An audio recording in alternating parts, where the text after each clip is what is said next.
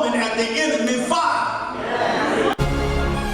We want to welcome you to our broadcast today. We hope and pray that something is said or done to encourage you to tune in again with us at 10 o'clock every Sunday morning. Now let us go into the broadcast. Hello, I'm Pastor Johnnie B. Magee Jr. of the First Baptist Church of Vacherie, Louisiana, 1244 Magnolia Heights. I want to personally thank you for tuning in with us today. And I hope and pray that you'll be with us again every Saturday at 10 o'clock a.m. on this Christian television network. We are a ministry that committed to excellence, and we believe in that something would be said and done to improve or impact your life. Thank you again for tuning in.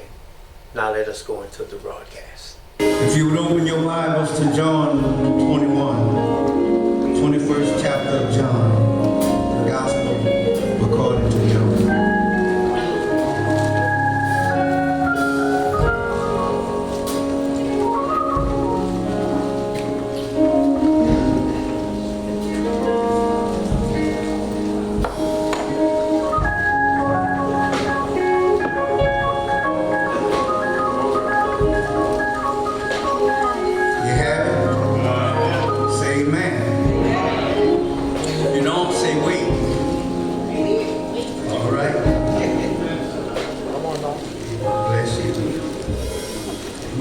We want to begin, amen, at verse 15. Verse 15, amen.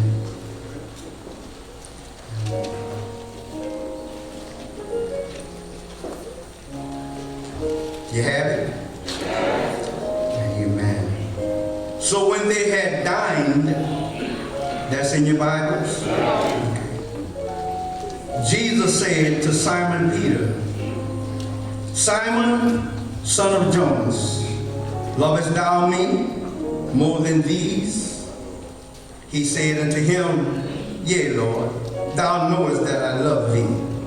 He said unto him, Feed my lambs. Verse 16, he said to him again the second time, Simon, son of Jonas, lovest thou me? He said unto him, Yea, Lord, thou knowest that I love thee. He said unto him, Feed my sheep. He said unto him the third time, Simon, son of Jonas, lovest thou me? Peter was grieved because he had said unto him the third time, Lovest thou me? And he said unto him, Lord, thou knowest all things. Thou knowest that I love thee. Jesus said unto him, Feed my sheep. Y'all still with me? Verse 18 said, Verily, verily, I say unto thee, when thou wast young, thou girdest thyself, and walkest whither thou wouldest. But when thou shalt be old, thou shalt stretch forth thy hands, and another shall gird thee, and carry thee whither thou wouldest not. The last verse 19 said, This spake he, signifying by what death he should glorify God. And when he had spoken this, he said unto him, Follow me. Come on, man. Amen. Why don't you look at your neighbor and say, Neighbor, oh neighbor, know your calling. Look at somebody else and say, Neighbor, oh neighbor, know your calling. Amen. While you being seated in the presence of the Lord, help me in this sermonic presentation and say aloud, know your calling. Say it again. Say it loud. Amen. Amen. God bless you. God bless you.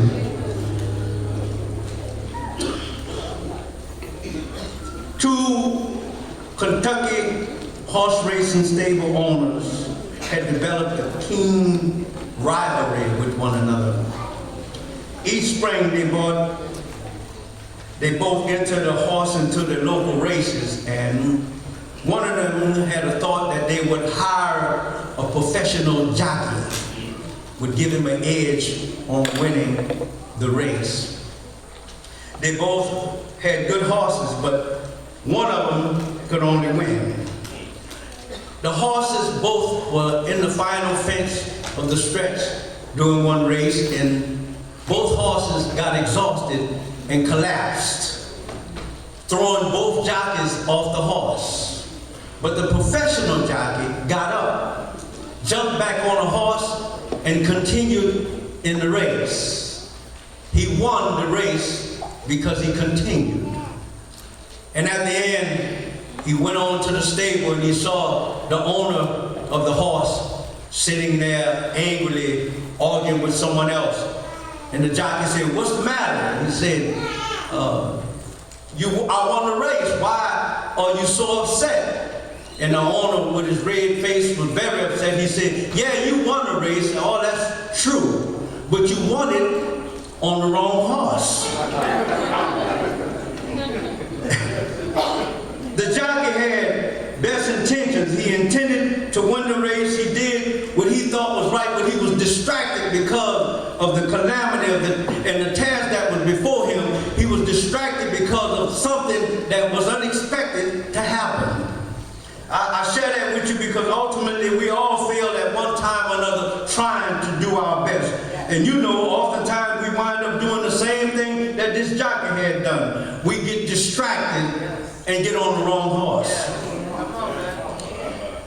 Peter did that, but Jesus, however, Peter had take another look at where he was headed, and Jesus had to remind him of his calling, of his assignment. I know some of you who read the book of Acts remember Peter preached his first sermon on the day of Pentecost. And the Bible says he preached one sermon and 3,000 souls was added to the church. Because he embraced his calling. A lot of us today have to be reminded, and we have to rewind every now and then, you know, and remember what our callings was like when we first accepted, when we first embarked upon it. Some of us have never even done so much as accepted or embarked upon our calling because we're refraining, fearing what might have to be done in order for us to endure what we have to go through. Some people refrain from their calling or refrain from embracing what God has for them because they don't want to have to tolerate anything. They got somebody in here who would make a good usher, but don't want to be able to go through what they have to go through, the meetings and the rigors of dealing with people who got bad attitudes. Amen. Some people in here would make good deacons and good deaconess and good choir members, but they don't want to have to put into anything because they know that in order for them to embrace what God has for them, that means there have to be some sacrifices made. Some folk just don't like sacrificing. Amen. But I come to share with somebody today, the Lord asked the question, lovest thou me? See, you got to, before you can love the people you serve, you got to have a real love for God. Amen. Now, there's a process I'm going to ask us to look at, to go through, because it was true for Peter, and what he had to do, he got distracted and he was losing his way along the way. Peter had got distracted and he realized that there's something that had to be done that had to get him back to where he was. Number one was he had to do a review of his calling. I'm going to digress here for a minute from my notes and tell you that every now and then I have to do a review as well. There are some things that happen in life that make you want to throw up both your hands and give up, make you want to walk away from some things and wish, y'all know what I'm talking about. Somebody there beside me ever had to go through something that it got to the point where you almost say, you know, whatever. Amen. But sometimes we have to do a review. We have to take a look back at what it was like when we first accept our calling. Let me share this with you. Just personal here. That's why I'm digressing just a little bit. Because when I accept my calling to preach, I was not accept my calling so I could be a pastor. Y'all got quiet right there. All I wanted to do was do the best I can in preaching. I I studied, I went to school, I taught, I did all the things that was required of me so that my presentation could be on point. I wanted to make sure that my diction was correct. I wanted to make sure that whatever your words I use in order to help you in an understanding that will come across in a way that you would be able to understand, even if I had to chew it up a little bit. But I wanted to be better at preaching, not at pastoring. Right.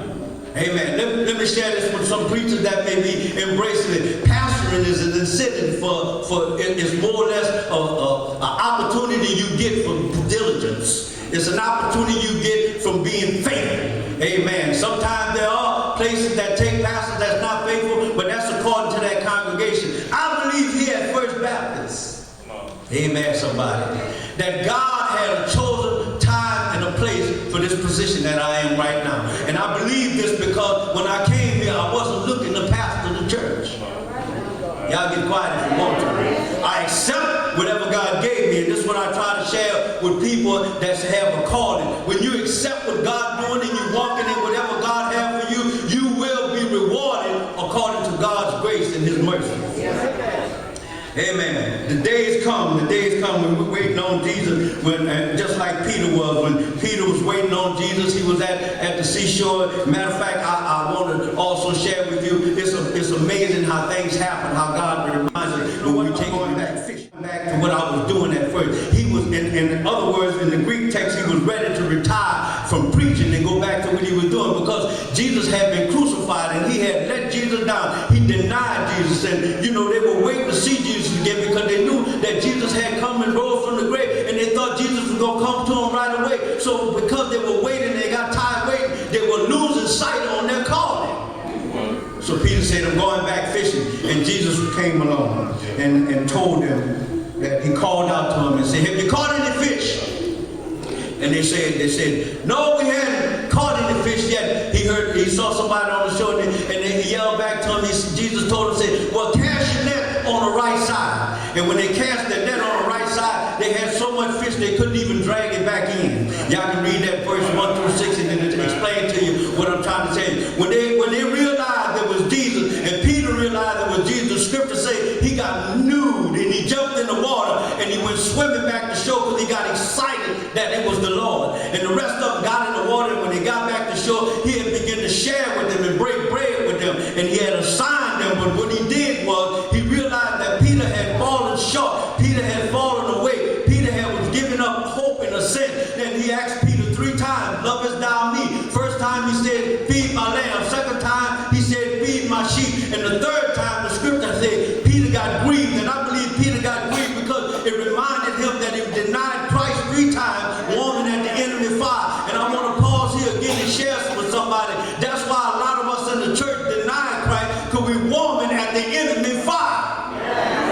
Every now and then when you take a review, that's when you start losing your confidence in what God called you to do. You'll start swaying to what Bible say, amen, what Shamika say, and what Tyrone say, and you start going to all these other folks, that have no idea what your calling consists of. But if you know and take a review to where God brought you from and where you are now, you appreciate the calling that He has on your life. That some people don't like embracing their calling because they don't like the idea that they're going to have to operate in the principles of faith. In 1973, there was a man by the name of Gary Kildall who wrote a popular operating system with personal computers named the CPM. Amen. And IBM approached him and wanted to give him a job in 1980 because about developing this system and help them to become a larger company, expand on what we know today to be the internet. Amen. And that IBM system they were calling on, this man decided that he wanted to go fly his plane that day rather than adhere or either respond to IBM. And so they contacted another man by the name of Bill Gates. Amen. Some of y'all might know about Bill Gates. And he had a system called Microsoft. And when Bill Gates had that system called Microsoft, it was MS-DOS, and then folks had become adapted to that, and the company bought into Bill Gates' idea of the Microsoft, and to this day, Bill Gates is one of the richest men. Y'all ain't feeling me yet, okay? In the world. Because Bill Gates responded to his calling. See, when God has a calling on you, you can miss out on your blessing. You might decide you'd rather go do something else when somebody calls you, and it might be an opportunity for you to develop or to be better at what you're doing. But if you choose to do something else, you can't blame nobody else. Let me tell you something. The circumstances of every situation is real because you make it like that. Y'all ain't feeling me yet. You'll get that on the way home. You got to review your calling. Not only review it, but you got to renew it.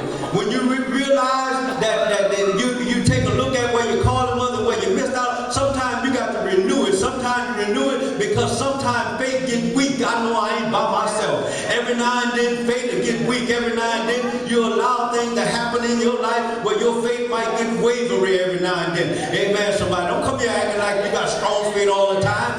Amen. I know some of us in here have been through something where we got bit, but God don't hold us against us when we get bent. He don't hold it against us when we get shaken a little bit. When He hold against us when we allow ourselves to get broken and carried away from Him. But He know we're going to go through something. That's why He told us that tribulation in this world going to be, amen. But He told us to be of good cheer because He's overcome the world. He know every now and then you got to go through something. Every now and then you might get bent, you might get shaken. Every now and then you might get knocked down. But just because you're knocked down don't mean you got to stay down. Amen, somebody.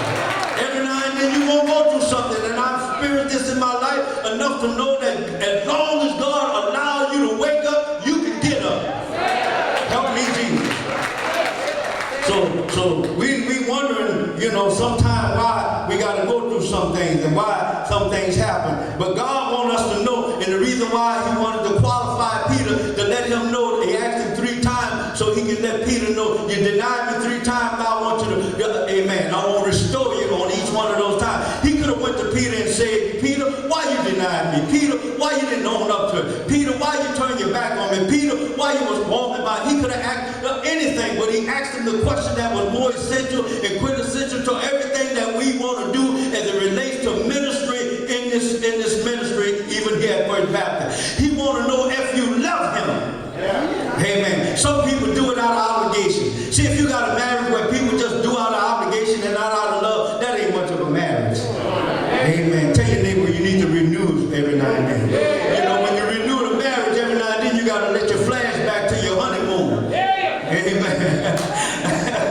Y'all know what I'm talking about. Every now and then when you talk about renewing the relationship, you got to go back to what was good. Amen. Because if you live off of all the things that was bad, you ain't going to never make progress. And renewing things is to remind you of how this thing got started. Amen. How you used to wake up waiting on a call. How you used to go to bed waiting on a call. How you used to put on your cologne and your best clothes. Those type of things help us to renew. We have to come back to where we first met it at. Amen, somebody. That's why I don't agree with folk when they talk about I put my religion down. You leave it somewhere, you can't renew it. And somebody else might pick it up. Amen. So when you renew something, you have to show that you love. Love is the motivating for ministry. Love is what helps ministry endure. Love is the thing that wants you to connect with people. Love is for God. I mean, y'all gotta feel me here because I ain't talking about the philo love, and nor am I talking about the lust kind of ego love. I'm talking about the agape love, the kind of love that you can have for God and for people in spite of. Love is the key to working your calling in ministry. That's why some folks don't want to embrace their call, and that's why some folks that have embraced their call get discouraged because some people just hard to love. I know you ain't gonna say amen, you might be one of them. Some people are just hard to love. Some people won't let you love them like God wants you to because some people just don't get love. But those are the times when you have to dig way down. You have to dig way down into your reservoir of love and have to continue showing up because that's what God requires us in our calling. Amen. Anybody that know their calling in here? Anybody know what they were called to do? Amen. See, you got a lot of folks in half of this church that don't even know what they were called to do. Amen. Look, if you say God called you to the deacon ministry, if you say God called you to the choir, if you say God called you to be an usher, then that means you got to have some love in your heart. Ain't no usher got no business walking around here with their bottom lip poked out, wrinkling their forehead, welcoming people. That's not love. Amen. That's running folks away. Ain't no deacon that should be walking around got no business. I don't need to get deep in that, but you know what I'm talking about. That's not enough, even from the pulpit. If you love God, people, you're going to rightfully disseminate God's word, and then you're going to want to live a lifestyle that will be complementary to what you preach. You ain't got to say, man, I know how hard it is, but you got to do it every now and then. You might fall sometime, but the scripture says the Lord will hold your hand. I got anybody in here know that you've fallen short? Amen. Matter of fact, 1 Corinthians 13, 1-3 say, if you speak in tongues of angels and men and have not love, you're just a sounding cymbal and a tinkling brass. If you have the gift of prophecy, amen, and can fathom all mysteries and knowledge of things and have not love, you have faith to move mountains and have not love, you ain't nothing. If I give all possessions to the poor and surrender my body to flame and have not love, I gain nothing. According to those three things that help me to understand in these verses say, I'm nothing, I'll achieve nothing, I'll acquire nothing, because if I don't have love, none of this means anything. You can be the most gifted person in the world and don't have love in your heart. That's right. It means nothing. It means nothing. Tell your neighbor we need love. Come on, tell them for real we need love. Amen. Because some folk they don't want to say we need love because you might be sitting next to somebody you don't even want to speak to. I want you to know that ain't love. You ain't loving God. You ain't hurting nobody but yourself because God sees your heart. I try to tell people all the time, God knows the heart of man. So one thing we have to do as Christians, we got to love in spite of. Amen, somebody. And for those who understand, that word love means that that's something that we have to work on. Amen. This is not something that's just going to be so automatic and easy because I shared with you before. Love takes work. It takes application. It takes sacrifice. It takes time out. You can't love somebody and don't have time to even talk to them. Amen, somebody. So why did Jesus press this question 3 times? Because he wanted Peter to refocus himself. He wanted Peter to renew himself. And every now and then, that's what we have to do. We have to ask these same questions. They have to be asked these same questions and give the same answers. Because if you love God the way you say you love God, then you're going to embrace your calling. How many love God in here? I just want to know. Don't fool me now. See, some folks don't want to raise their hand because they don't want to fool nobody in church. But let me share with you, I don't blame you. Because if you say you love God, you better mean you love God. Because God's looking at all of us right now. And if you say you love God, then that means I'm going to embrace my calling. I'm going to do what's required of me. I'm going to put God first in my life because I serve a jealous God. According to the book of Exodus, he don't want nothing else before him. Amen, somebody. Not only that, and I'm going to let you go, not only renewing your calling and reviewing and renewing your calling, but you also have to reside in your calling. Amen. Let me say it, because reside is synonymous to abide. Amen. That means you got to spend time in your calling. You got to be able to be studied. That's why the scripture says study. I got some listeners in here. To show thyself approved unto God, a workman that need not be made, y'all ain't feeling me yet, ashamed, rightly dividing the word. This is not just for preachers. This is for Christian folk. This is for folk who say they know the word of God. This is for folk who say they love God. How you going to love God and you don't want to spend no time with God? The only way we're going to know you spend time with God if you're praying, amen, somebody, and you're studying, amen, somebody. Because the scripture said we have to not only pray about it, we have to meditate on it both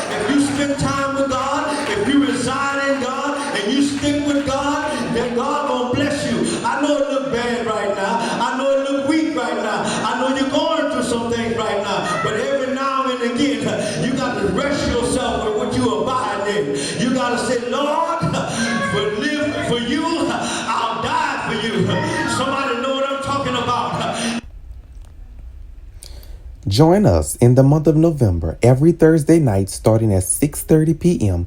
for our Nights of Thankful Thursday. On the 7th, we'll have Pastor Moses Gardner III of the First African Baptist Church 6th District and Greater Pleasant Green Baptist Church of New Orleans, Louisiana. On the 14th, we'll have Pastor Samuel Blake of the New Homes Ministry of New Orleans, Louisiana. And on the 21st, we'll have Pastor Dale Sanders of the 5th African Baptist Church of New Orleans and the 2nd New God Baptist Church of Kenner, Louisiana. Also, join us Thanksgiving morning for our last Thursday at 8:30 a.m. Hope to see you there. Thank you for tuning in with us today. We pray that we were a blessing to you. We hope to see you next Saturday at 10 o'clock on the same Christian television network. If you wish to receive any information or products concerning this ministry, you may do so by calling 225-265-4015 or contact us by Facebook or email us at fbcofvacherie@att.net. Our personal website is firstbaptistchurchofvacherie.com, all in lowercase. Thank you and God bless.